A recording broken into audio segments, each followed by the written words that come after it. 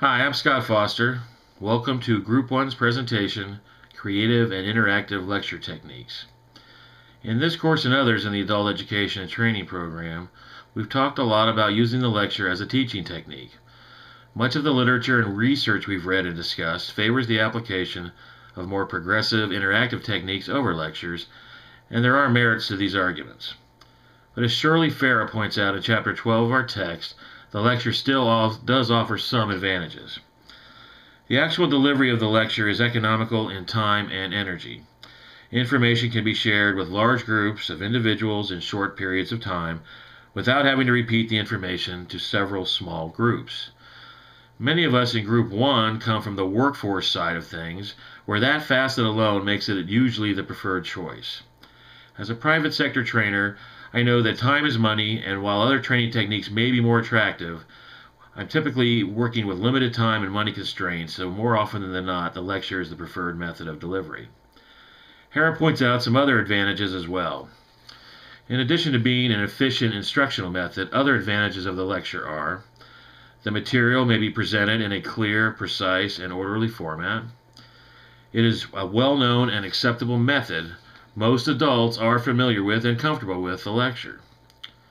It is useful for participants who will not or cannot use printed material.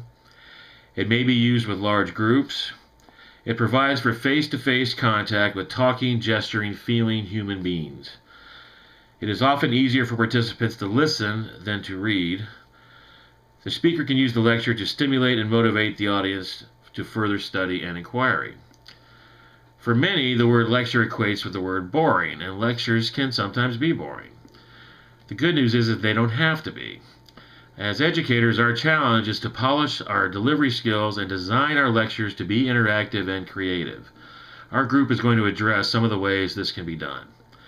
I'm going to start with a PowerPoint addressing some basic rules for organizing and delivering more interactive and creative lectures, and the use of humor.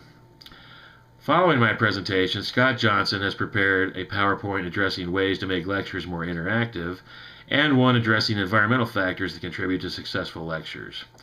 Brad McGowan will address the proper context and situations where the lecture is appropriate, and the utilization of the virtual lecture. David Mitchell will discuss what makes a good lecturer in his portion of the presentation. In addition, Melissa Giacchino has put together a lecture technique exercise for the class, and Sarah Wisnicki has prepared some discussion questions for the class and will lead that effort. With that, we'll get started. On behalf of my teammates in Group 1, we once again welcome you and hope that you enjoy our look at interactive and creative lecture techniques.